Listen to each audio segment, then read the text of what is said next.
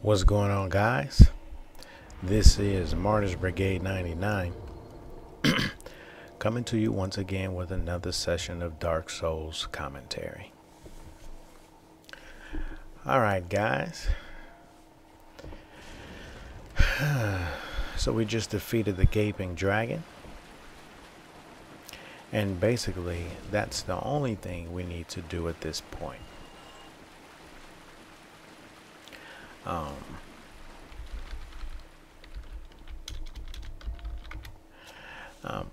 Now that we have defeated the Gaping Dragon, we have just recently received the key to Blighttown. Now, do we really need to venture off into Blighttown? No. As I discussed in the first video, this particular series is dedicated solely to the process of character building, PvP character building, right? So in other words, we are only going to venture into the areas and acquire the items, armors, rings, weapons, and so forth that will help contribute greatly to our build, right? If going in a particular area will not contribute to our build, we don't need to go. If acquiring a certain ring or weapon or armor set does not contribute to our build, we don't need to take it, right? Because this is strictly about the process of character building. Alright, so now we're up in the Undeadburg. And basically, going up to this route give us access to a vendor, right? And we have turned left, going toward the first bonfire. Had we turned immediately right, the vendor would have been there. Now, in the event that you don't know, what do you get from the vendor, right? You get a lot of the grasses that heal status effects, you know, the toxic, the bleed, and the poison, in addition to a variety of arrows, right? And a couple other things that I can't think of off the top of my head. Now, at this point, if you guys remember, I think it was the first video, maybe the second, where we purchased the residence key, right? And when we entered the door to use that key, well, actually, when we use a key to enter the door, here's the student that we freed. And showing his appreciation to us, he asked, are we interested in the sorceries? We reply yes, right? Because we're going to be either a pure mage build or faith mage. So all of these sorceries are relevant to our build, right? So to the extent that we think we will use them with our build, we will purchase them. Unfortunately, I only have 320 souls right now, so we're going to have to farm a little later on. Now, why did we avoid Blighttown? Well, if you think about it, there's really not that much in Blighttown. At least the route that we would have taken had we used the Blighttown key. The only thing down there, as far as I can remember, was the Eagle Shield, which is a great shield. But in the brigade, we do a lot of parries, so there's really no need for the great shield. Although it does have good lightning defense. In addition to that, they have the Lito, which we don't really need because actually we have one.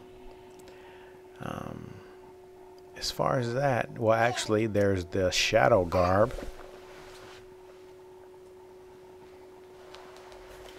And as we stated earlier, we're not going to be using that armor set because we have already determined a few sets that we're going to use for this particular build. Let's see, other than that, the only thing that I can think of is a whip. I'm not going to be using a whip in PvP. You know, you can't parry with it. Well, actually, you can't riposte with it. You can't backstab, so nobody cares about the whip. Alright, so now we're on our way to attempt to defeat the Gargoyles. Right? Alright, so let's go ahead and head on up the ladder. 2 sets of ladders. And here's the second set of ladders. Alright, so we're going to go ahead and summon Night Solaire. Get some good old Sunbro action. And now we're at the domain of the Gargoyles.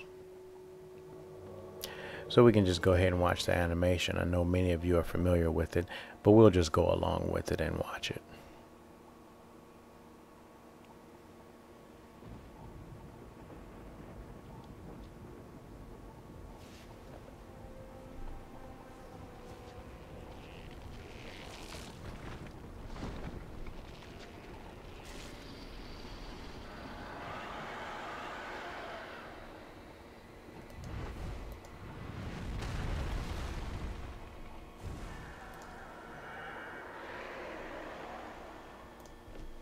Alright, things to keep in mind. In the event that this is your first time dealing with the Gargoyles, you will notice that he has about 4 pieces of armor. Actually, not just armor, weapons as well. He has the Gargoyle Helm, which is on his head, the Gargoyle Halberd, which is his weapon, the Gargoyle Shield, and, as you can see, the Gargoyle Tail Axe.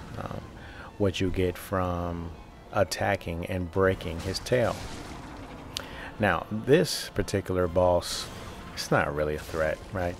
I mean, even if I use a regular +1 weapon or just a raw weapon, it still would have been easy. His attacks are pretty standard, right? You could just deflect it with your shield. Excuse me. You can either deflect it with your shield, you can roll through it, right? Or just use a I mean, there's so many ways to beat that thing. You don't really have to even go into it. That's a pretty straightforward boss. Alright, and for the efforts, as you guys can see, we earn a Twin Humanities and a Sunlight Medal. Alright, so in order for us to develop through the game, we first have to sound off 2 bells. This is the first one. Well, actually, it's not really the first one. Is one of 2 bells, right? And the reason why I say is not necessarily the first one, because you can actually ring this one second. I've done it before. But relative to this particular video, this will be the first bell. All right. Now, ordinarily, we would have just went on ahead and use the homeward bone.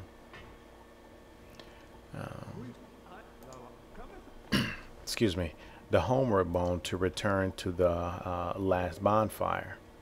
But we didn't really need to do that, right? Because before we go ahead and return to the last bonfire, we're just going to go ahead and learn the gesture, the well, what is it?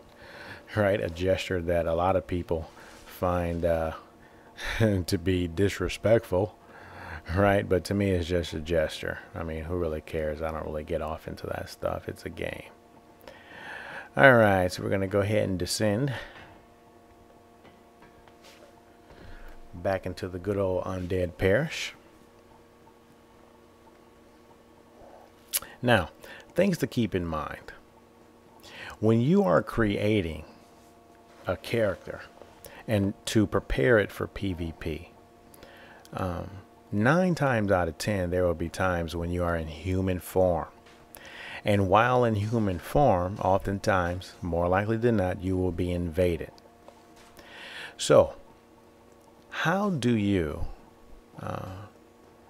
create a build, but at the same time, be, I don't know, somewhat competitive in the event that you're invaded? Well, I mean, I don't know all the answers, but I can tell you what I do. One thing that we do in the brigade when we're constructing our build, we first determine what our maximum vitality will be. In this case, I plan to go perhaps no further than either 35 or 40 in vitality, right? The second thing, I determine how much endurance I will need. Now, once I determine those 2 figures, those will be the first 2 things that I develop, right? The first 2 things. So, whether I'm going to be a strength build, a dexterity, an intelligence, or a faith. It doesn't matter, because the first thing we need to develop is the vitality and the endurance. Now, why do I suggest that the first things that you develop be the vitality and the endurance? The reason why is because, one, you need enough endurance to be able to carry the, whatever equipment you desire to wear. Number one, right? Because we don't really want to use a ring slot with the Havels, if we don't have to.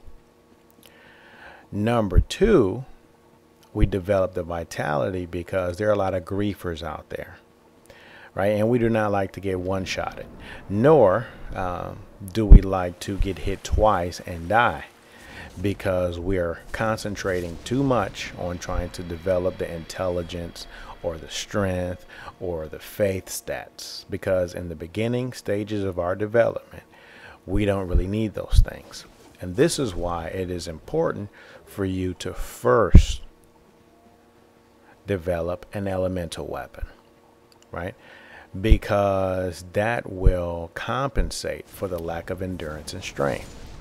And you can go ahead, have a reasonably strong weapon, but at the same time not develop your dexterity or strength until you have first developed your vitality and endurance.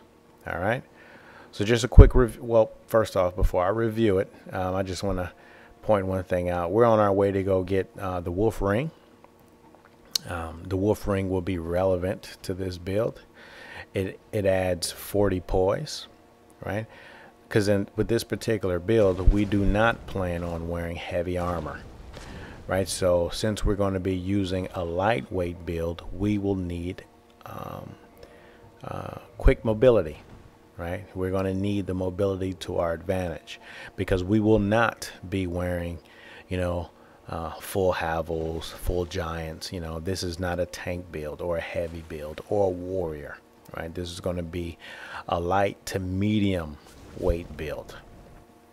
So to compensate for the poise that we will ordinarily get with the heavy armor, we're just going to use the wolf ring. All right, so like I was saying, in the first stages of development, we always develop the vitality and the endurance first, because no matter how much you guys might not like it, the fact remains that in low levels, there will be some guys who are going to try to troll you. They will try to grief you. They will try to make your worlds miserable, right? But we at least, if our weapon is not as strong as theirs, we at least want to give them a reasonable fight, right? Because we have developed a reasonable amount of vitality, and we have enough endurance to carry a decent amount of armor. So this is why we do that. Doesn't matter what the build is. For example, if I want a dexterity build, I would develop my dexterity stats last, right? Absolute last. And this is why I would suggest that you not start PvP. Now, here's the condition. If you're doing the bottomless box glitch, what I'm saying doesn't matter, right? But if this is your first playthrough or you're playing from scratch, what I suggest is that you not invade, right, until you are at least in Orlando. And the reason why I say that is because this is your first opportunity to get a strong elemental. Now, the lightning is stronger than all the other elemental weapons. Every single one of them.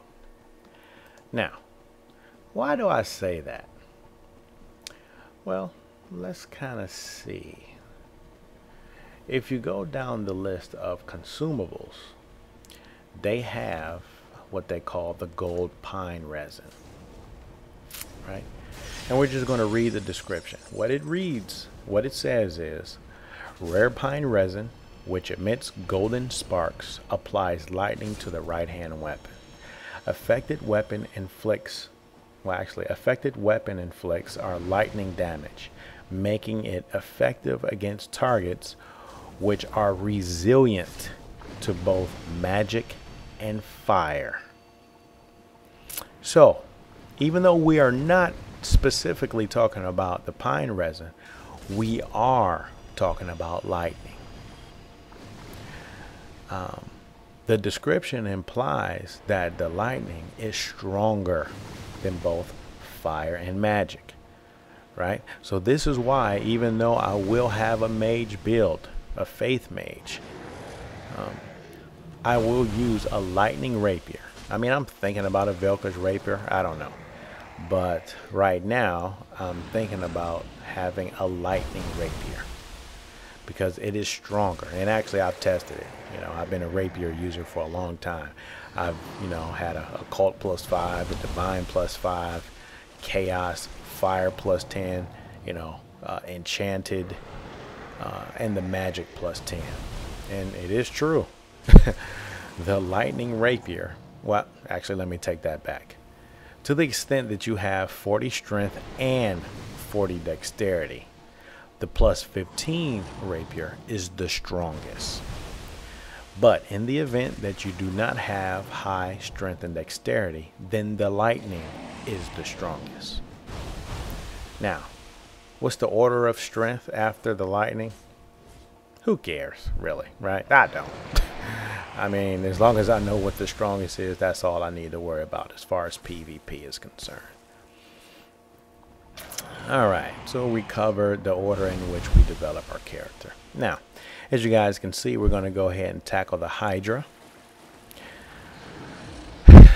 Upon defeating the Hydra, we will earn a dragon scale. Now, the dragon scales are good for some of the magic weapons. The Moonlight Greatsword, and it is also good for the Butterfly Horn. These are both weapons that scales with intelligence, right? So to the extent that you want to use both of those weapons as an option, collecting dragon scales are good, right? Alright, so we have this last head to tackle, and actually if you go out into that water and try to melee it, you will actually fall off into the river, right? So this is why I'm trying to pop them off with my magics. Now, the reason why I'm not targeting it is because if you hit it with the target, the reticle will go in the center of where the necks are converged, right? But that's not where we want to hit. And not even that, the magic won't even go that far, right? That's why I just kind of free-handed it at the neck and head area. All right. So we just defeated the Hydra, and actually that is the first Hydra in the game. There's a second that we may or may not encounter, right? We'll see as the game goes on. Alright, so at this point we are in pursuit of another set of sorceries in addition to the antiquated set of armor, right? Alright.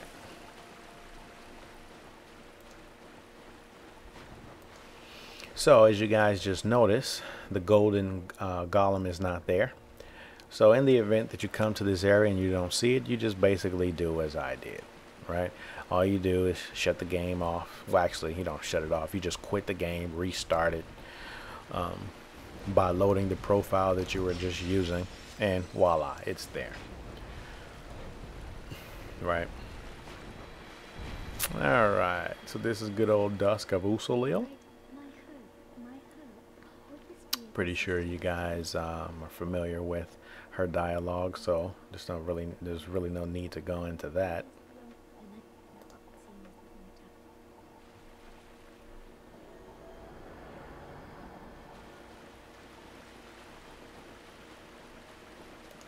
All right. So,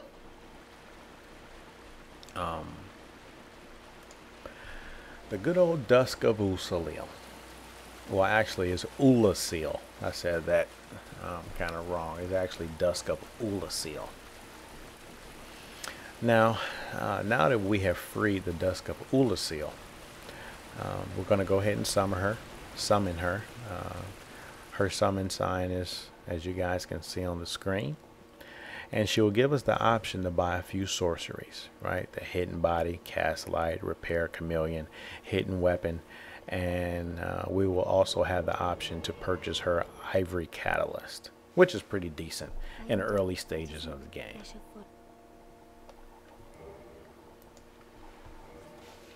Alright, in the event that you guys are not familiar with her armor, you will not get her armor by killing her. Right, so in the event that this is your first time, don't go hacking away a poor old Dusk of Oolacile, right? You're not going to get anything. Well, you may get something, but it won't be the armor, right? This is how you get the armor. You basically just trace your steps back to the golden crystal golem, and you should see. Come on. There we have it. That's going to be everything. The crown of dusk, the antiquated dress, antiquated gloves, and skirt. Now, what are we going to use with regard to this armor set on our build? Basically, the only thing that we're going to use is the crown of dusk, which actually boosts both, right? Listen to what I said. It boosts both sorceries and faith. And I actually tested it. And maybe a little later on when we get some miracles and some sorceries, we'll actually kind of verify it on screen so you guys can see for yourself.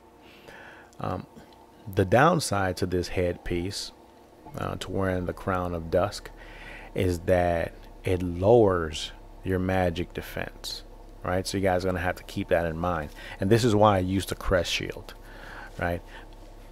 Because the crest shield defends up to 80% of magic attacks, right? Which includes sorceries and magic based weapons.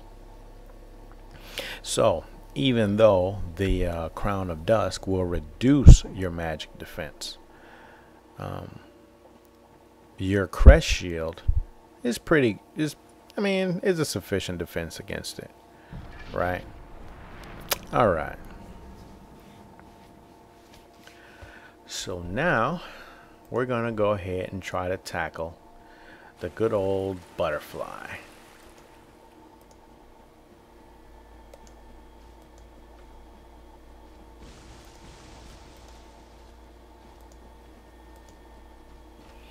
All right. The Moonlight Butterfly. Now, as I said before, we're only going to tackle the areas that are relevant to our build. Right? So in the event that you guys are not familiar, this is why the Moonlight Butterfly is relevant. Number one, in the beginning stages of the game, if this is your first playthrough, the butterfly will award you 10,000 souls, which is good in the beginning stages. Well, before I get into that, if you notice where I just made that summon, that's Beatrice the Witch, right? That's an in-game NPC. And actually, she pretty much do the majority of the damage on this boss, right? So you basically just have to dodge attacks. All right. So in addition to winning 10,000 souls, if you notice that rod-like thing coming out of the head of that butterfly, that is actually the butterfly horn, right? Which when you use the ball soul, you will be able to create that with a spear weapon, a spear plus 10, and that weapon scales with intelligence, right? So it's relevant to our build. And as you guys can see, that boss fight was pretty much a piece of cake. So I don't really need to go into anything about that other than dodge the attacks until you're given an opportunity to either melee it or pop off with your sorceries or pyromancies. Alright guys, this is the end of this particular vid. I hope you guys enjoyed it. Stay tuned for the next session. Martyr's Brigade is out.